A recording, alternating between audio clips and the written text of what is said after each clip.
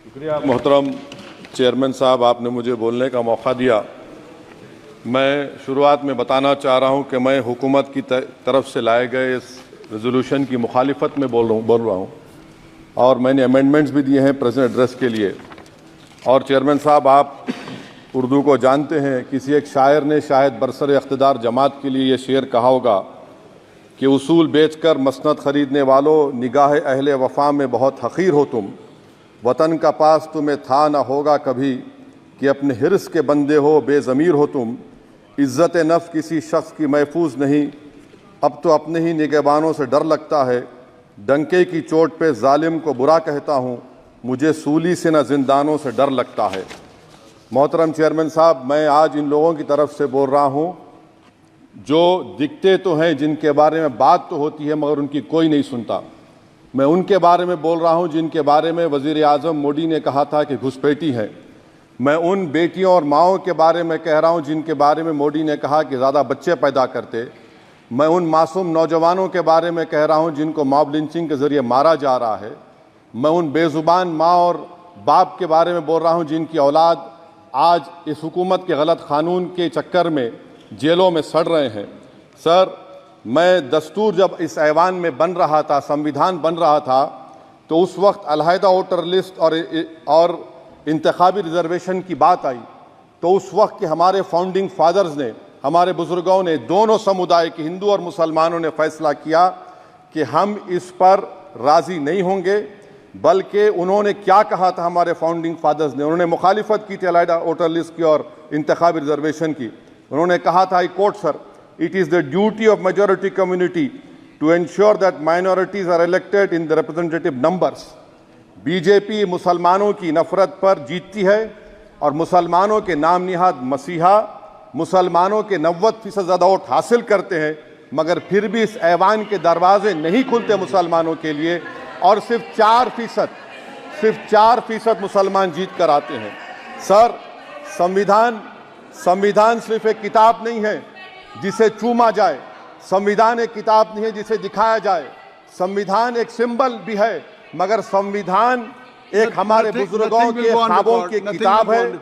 हमारे जमहूरियत को हमारे बुजुर्गों ने इस तरह समझा, हमारे फाउंडिंग फादर्स ने इस तरह जमहूरियत को समझा कि इसमें हर समुदाय और मजहब और समाज के मानने वाले लोगों की राय को शामिल किया जाएगा इस मुल्क को चलाने के लिए, मगर इस ऐवान में सिर्फ 4% मुसलमान जीत कर आते हैं। मैं संविधान से जो मोहब्बत के दावे करते हैं उनसे कहूंगा कि कभी उठाकर पढ़ो कॉन्स्टिट्यूएंट असेंबली डिबेट्स में कि नेहरू ने, HC मुखर्जी ने, सरदार हुकुम सिंह ने माइनॉरिटीज के बारे में क्या कहा था। सर, वतन अजीज का मुस्तकबिल कैसा होगा जब बीजेपी मुझे गायब करना चाहती है और दीगर हिज़्ब इख्तिलाफ की पार्टियां के लिए मेरा वजूद सिर्फ वोट डालना और अपनी खबर में जाकर सो जाना है। इसीलिए आप देखते हैं कि समाजी इंसाफ है सर कि 4% मुसलमान जीत कर आते हैं। सर, इस ऐवान में OBC समाज के MP अब अपर कास्ट के MP के बराबर हो चुके हैं। OBC समाज के MP अब अपर कास्ट MP के बराबर हो चुके हैं और 14% मुसलमान सिर्फ 4% जीत कर आते हैं। CSDS का डेटा ये बताता है कि इस मुल्क में जो वोट बैंक है, जो एक मुश्त वोट डालता है, वो अपर कास्ट का है।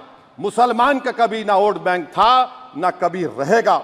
सर, 4 जून के बाद 6 मुसलमानों की मॉब लिंचिंग हुई, 11 घरों को मध्य प्रदेश में मोदी के बुलडोजर ने निस्तो नाबूद कर दिया। हिमाचल प्रदेश में एक मुसलमान की एक दुकान को लूट लिया गया और हिज़्ब इख्तिलाफ की पार्टियों की तरफ से सन्नाटा है।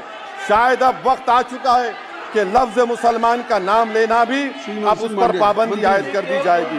सर, मैं ये बात बताना चाह रहा हूँ कि नरेंद्र मोदी को जो मैंडेट मिला है। एक मिनट, आप लोग बैठ जाएं, कृपया आप लोग बैठ जाएं। श्री मनसुख मांडविया जी, आप लोग बैठ जाएं, कृपया माननीय सदस्य बैठ जाएं। श्री मनसुख मांडविया जी, मनसुख मांडविया जी, कृपया आप लोग बैठ जाएं। अपने प्रारंभिक कृपया आप लोग बैठ जाएं। आप लोग बैठ जाएं। माननीय सदस्य ने अपने प्रारंभिक भाषण में जो शब्द प्रयोग करा है उसको ऑथेंटिकेट करा जाए।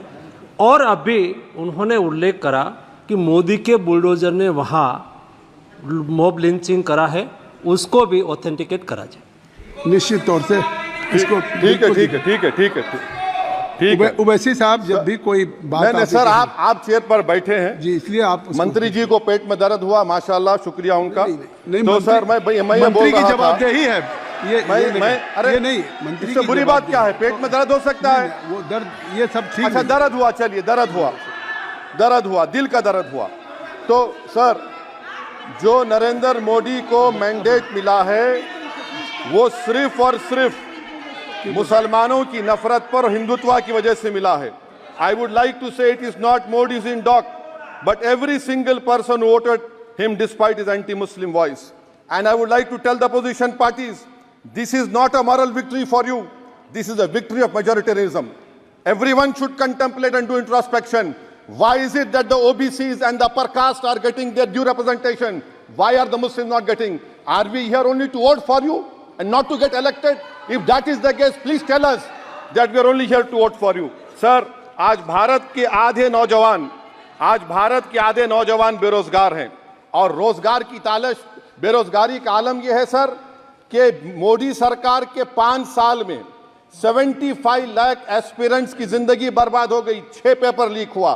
बेरोजगारी का आलम यह है सर कि रशिया जा रहे हैं, वहां जाकर अपनी जानों को दे रहे हैं। बेरोजगारी का आलम यह है कि नरेंद्र मोदी रोजगार का कैंप चलाती है नौजवानों के लिए कि तुम इजराइल में जाकर काम करो, उनको कैनन फॉडर बना रही है ताकि फलस्तीनियों की जायदादों को हड़प कर सके। ये भी कंक्लूड कर। अरे सर मेरा टाइम है, कहाँ टाइम है सर? आप ये टाइम ले लिए मेरा सर, मैं 2 मिनट दीजिए। ये विश्वगुरु की पॉलिसी है। इजराइल को 27 टन हथियार जा रहा है। 9 मिलियन भारत के लोग गल्फ में काम करते हैं, क्या असर पड़ेगा? 47,000 इजरायली फलस्तीनी मार चुके हैं।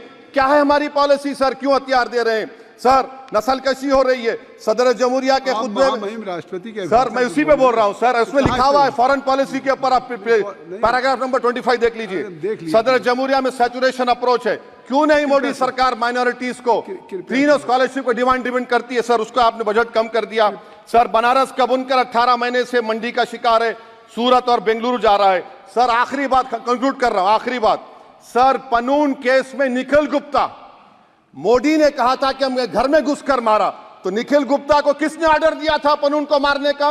अगर नहीं दिया तो उसको बचाइए, और अगर दिया नहीं तो फिर उस पर पीएमएलए क्यों नहीं लगाते? और सर समाप्त करो। कमेटी बनाई आपने, उसका क्या हुआ सर? हम एससीओ को नहीं जा रहे सर। मैं आपको बता रहा हूं कि मैं अपनी इस तकरीर को टीपू सुल्तान की नजर, सुनिए सर, अब हो गया खत्म कर रहा हूं सर। मैं अपनी तकरीर को टीपू सुल्तान की नजर कर रहा हूं। ये टीपू सुल्तान की फोटो है, क्या आप इससे भी नफरत करेंगे सर? ये संविधान में टीपू सुल्तान की फोटो है जिस पर वल्लभ भाई पटेल ने साइन किया, श्यामा प्रसाद मुखर्जी ने साइन किया। ये आपकी नफरत है सर। आखिर में मैं अपनी बात को खत्म कर रहा हूं इस शेर पर कि क्या दिन दिखा रही है सियासत की धूप छांव।